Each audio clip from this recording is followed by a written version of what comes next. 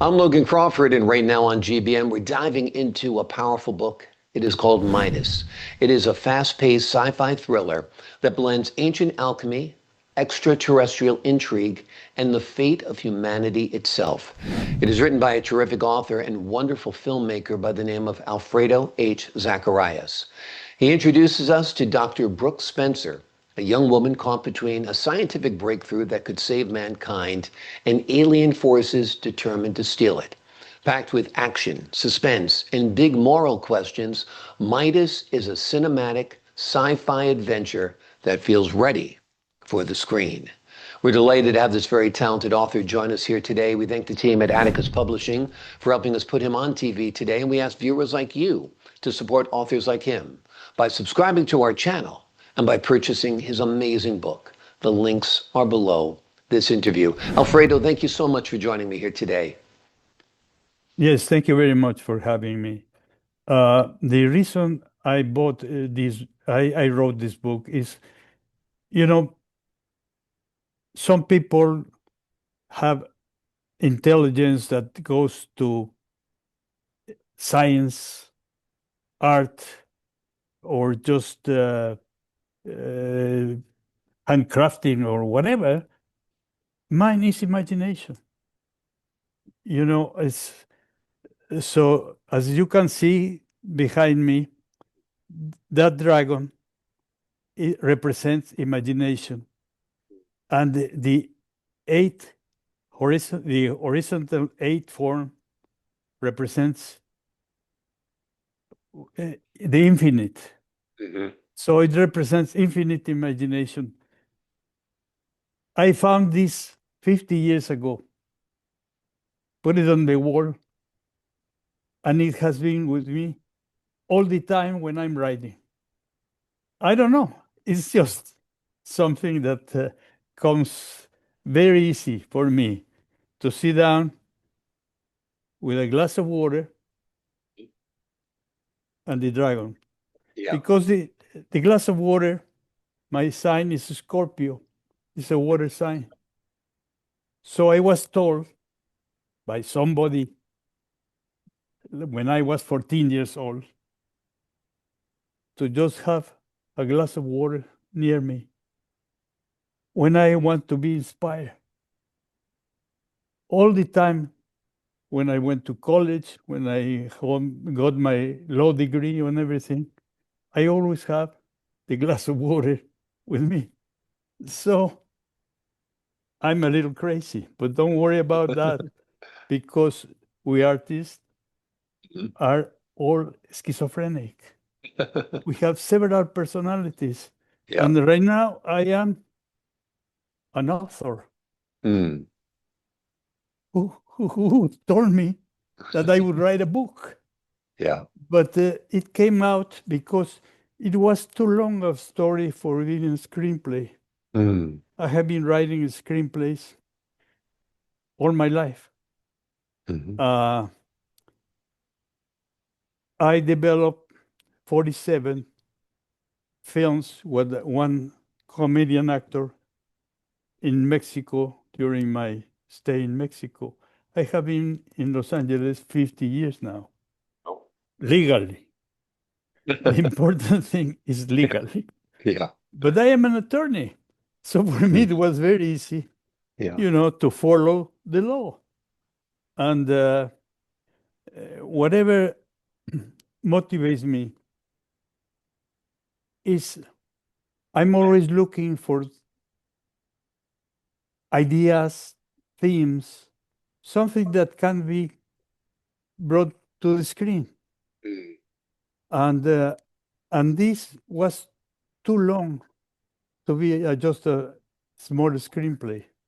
Mm. 90 minutes is not enough to tell everything that you want to tell. So I decided to go into the book. Uh, we have a tradition in my family of writing books.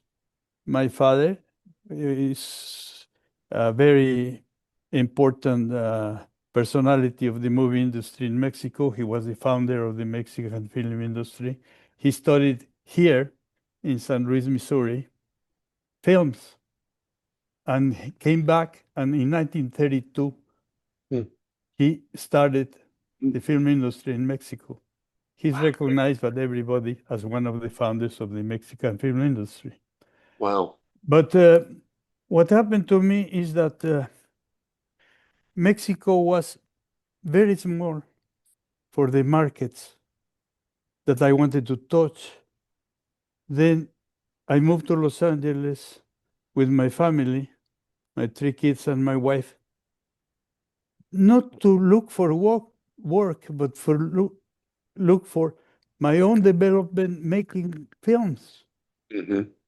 Uh, to me, filmmaking is an industry. You make a product. You have to recoup the cost. Okay. And then whatever happens later, awards or recognition or whatever, it's gravy. Hmm. Yeah. But I wouldn't make a film if I'm not ready to recoup the cost. Hmm. I have financed my own films, Hmm. and I own them. I have 120 films Wow. in my library. And okay, I get small royalties here and there and so forth. But I also own 10 films in English. Hmm. I started making films in English with Robert Conrad. Well, Robert Conrad came to make my first film as director in Mexico. amazing. And in 1966, we made 2 films together. Ven a cantar conmigo, Come Sing with Me.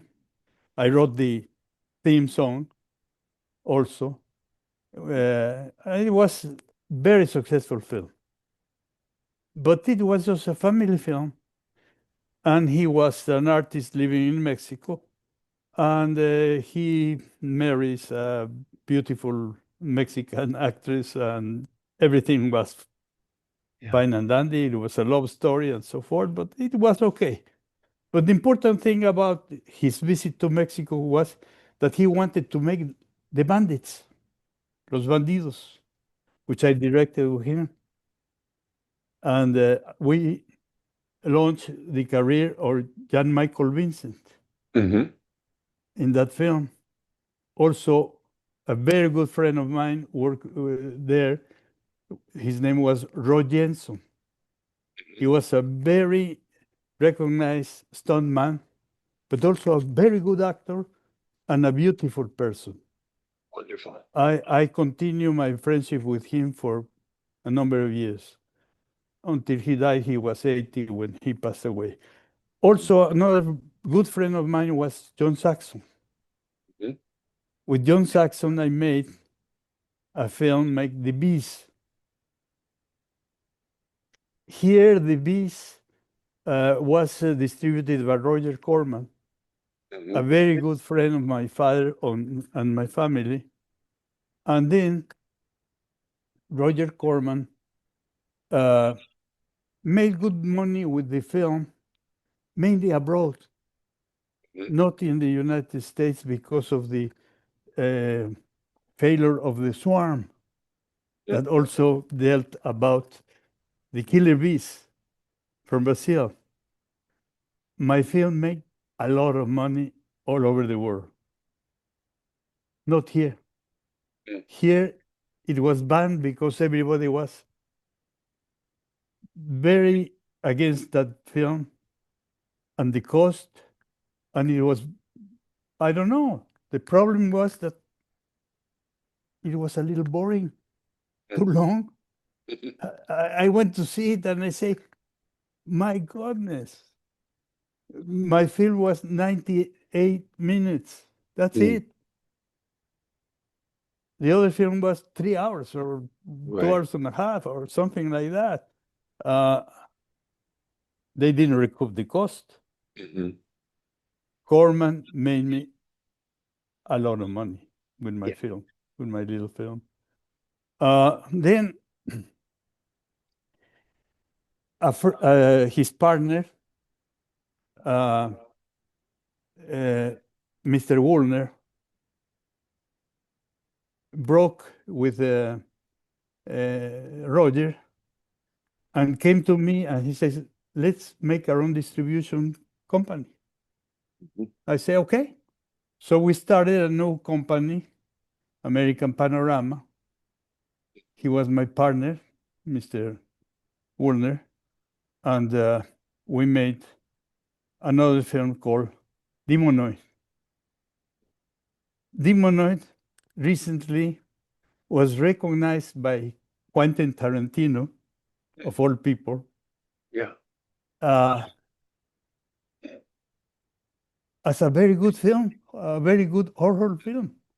Wonderful. And he made a screening here in downtown Los Angeles. Well, on Wilshire, it's not downtown, but in his own theater, and recognized me as a good director. I was very honored and very pleased that somebody like him would recognize my work, because I am an artisan. I'm not an artist. I'm an artisan. I made my product and I Yeah. sell it and I go to the market, and I have been selling my own films in all these film festivals without anybody else. I just hire my room and take my film and go to the screening and wait for somebody to come to the office and make a deal for $5,000, $15,000, whatever. Right. I sold my film, The Bees. Oh, sorry. There's some sound. Oh, no, you're good. Yes? Yep. You Okay. sold your film, The Bees? To China Hmm. for $5,000. Wow. Well, it was 1978. Right. But the thing is that they are still showing my film. It was just for 5 years, the contract. Amazing. But Amazing. what can I do? I'm not going to sue them in China. Right. So the important thing, when you make something for the audience, is because you want to see the audience for the audience to see your work Mm-hmm. and enjoy it. And I am an entertainer in my own small place in the world. I'm sitting in a closet writing, but I want to reach the rest of the world. Yeah. Why not? Exactly. That is imagination. That's the only thing that drives me. Mm. That and my wife. I have been married 65 years. Wow. Yeah. Wow. That's amazing. Well, I'm 84 years old. Yeah. I am still in good shape. Mm-hmm. I don't drink. I don't do drugs. I don't smoke. Mm-hmm. I never smoke because when I was young in Mexico, I joined the frogmen with the Red Cross, and we were training and going to rescue drowned people and so forth. But I was 17 years old. So, and then I joined the Mexican army for 1 year also, like everybody else. And when they ask me if I am a veteran, I say, yes, I'm very old. That's why I'm a veteran of life. Yes. And I retired after making my last film in 2000 with Richard Harris. I Mm. brought him to make The Pearl with me, a new version of The Pearl. Lucas has played the Mexican fisherman, Mhm. and he was great in that film. Yeah. Great. I mean, his performance was beautiful. And also Richard. We became very good friends. And it was the last film that was released after he died. Because before before making my film, he was in Harry Potter. Yeah. And the only reason he came to make my film in Mexico, in La Paz, was because he loved my screenplay. Wonderful. You know, I sent him my screenplay and I said, Alfredo, I love your screenplay. I'm coming. Amazing. Okay, he was paid millions by the studios. Mm-hmm. He made to make my film. He stayed 3 weeks because I concentrate every scene that he was in 3 weeks. We shot the film in 12 weeks. Wow. But the first 3 weeks were just devoted to him. And he gave me the greatest ending of the film with an observation. He told me, you know what's wrong about this story by John Steinbeck? The hero is dark. Mm. You cannot please an audience with a dark hero. Mm. The only thing we changed of the book was we didn't kill the baby. Right. That's all. Also, if you know Mexico, as I do, in 1928, Mexico was still just out of the revolution. There was no law. And a little guy, a native Mexican who kills 3 people at the beach, gets put to shot immediately. Mm-hmm. They don't waste time. Yeah. How could he come back to the village to throw the pearl into the ocean Mm. if he was going to be killed? No, because, and also defeated, having lost his little baby. Mm. I couldn't do that. Mm. I couldn't do that, and I agree with Richard. Yeah. You know, and I don't blame myself for having made a film changing the ending of a Steinbeck book. Yeah. Because my duty is to the audience. I want them to leave the theater uplifted, you know, with their spirits like pleased. Mm. Okay, now, sorry, I forgot Midas. Midas, what happens with Midas is when I came to here to the United States, I say, well, my father and my grandfather and everybody in my family have been involved in real estate. I tried real estate and I hate it. I hate it because I cannot be a landlord. I am an attorney, but I cannot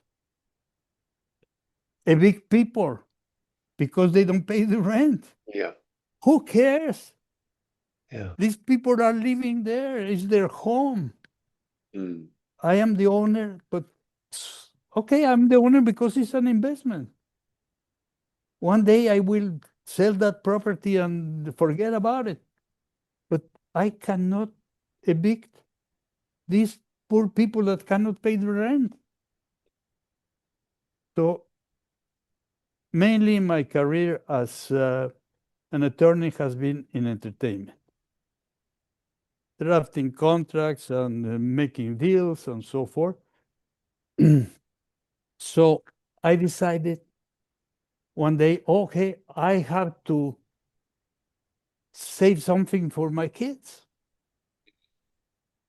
Yes, I have 120 films. Is that enough? I say, no, I'm going to buy gold. Then I decided how much gold I need, how many years I'm going to live, and how many years they are going to live. Suppose they need 1 coin of gold every week. How many weeks I have to save in gold, in gold coins, sorry, to to leave them enough for them to be wealthy and at least live well the rest of their lives. Yeah. And then I made some numbers and it didn't make sense. Okay. Gold was $200 an ounce then. Now it's 4,000. Who cares? But then I see people that live just thinking about gold. And that raised my imagination. What happens if you can make gold? And then this guy, Dr. Charles Samuelson, okay, discovers how to make gold from iron. In Mexico, we have mountains of iron. You go to Tierra Colorada, for instance, in Guerrero, the whole soil is just red. That's why it's called Tierra Colorada. And also in the coast of the Pacific coast in Mexico, we have deserts and mountains full of iron. The Chinese now are taking our iron in ships all the time away from Mexico. A lot of ships carrying just iron because the excellent quality of that iron. Then I say, okay, who wanted to make gold? Midas. Yeah.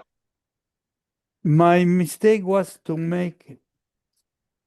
use this title, Midas, because there are so many books, Midas, that mine, and I am Zacarias, at the end of the list. Yeah. But what happens is that this is the story of a guy who makes gold from iron and all the consequences of that. Then I say, what happens? Why do we worship God? Gold. Who told us that gold was important to us? Somebody came. Why do we put crowns of gold on our leaders, on our kings, on our saints? Gold, always they put a halo around there. That's gold. Who gave us this idea? Aliens. Aliens came to take our gold. Yeah. Why the other planets in the solar system don't have any gold? They haven't found gold, but on Earth. And gold was created by the collision of two megastars. I read all this because, when you start investigating, you want the facts. And then, why all this new element was just concentrated in the bowels of Earth? Why? I don't know. But I decided to put everything together, and then the book came along. But in the second book, I have already 20 new chapters. See, my mind is square, completely square. So this book has two parts, 15 chapters each, 30 chapters. The other book is also 30 chapters, 15 chapters the first part, 15 chapters the second part. And it has to move. Every chapter has to have action, ideas, something that keeps the reader interested. I don't want to bore anybody. That's the way I had to start making films. You think about a film, you have 9 reels. What happens on each reel? You have 10 minutes on each reel. You have to put all your interest in those 10 minutes on every reel until you get to the 9th reel. And you have to divide the thing in 3 parts. One is the introduction, second, the development, third, the climax, and the happy ending. You have to do that. There's no other way to make films, to me. Yeah. Some other people make, oh, I went to Cannes, I got the golden something. I don't care. I want my films to make money. I am a merchant. I am a Phoenician. And I am also a Neanderthal because I stay in my cave with my family. That's my greatest pleasure in life. To be in my cave with my small family. Yeah. And enjoy life. And be healthy and eat well and enjoy whatever. Sorry about, I didn't allow you to speak. Well, you've done a wonderful job. It's been fascinating. I enjoyed learning about your film career, the stars that you worked with, working with Richard Harris on The Pearl. I think that's an amazing story. In fact, I'm going to search for that movie and watch it as soon as I can. And this book is wonderful. You've taken a lot of different great elements. You've taken a look at gold and why we value it so much and why we worship it in many cases. And you've turned it into a thrilling story. And like you said, you want to make each one of those reels absolutely watchable, absolutely enjoyable. Well, you've made every chapter of this book absolutely readable and absolutely enjoyable. The name of the book is Midas. It is a thrilling blend of science fiction, extraterrestrial suspense, and a race to save the Earth itself. Alfredo, thank you so much for joining me here today. Thank you very much for having me. I appreciate your time, your insight, your great talent, and the wonderful stories you've shared with us here today. To the folks at home, I'm Logan Crawford for the Global Book Network. So long for now.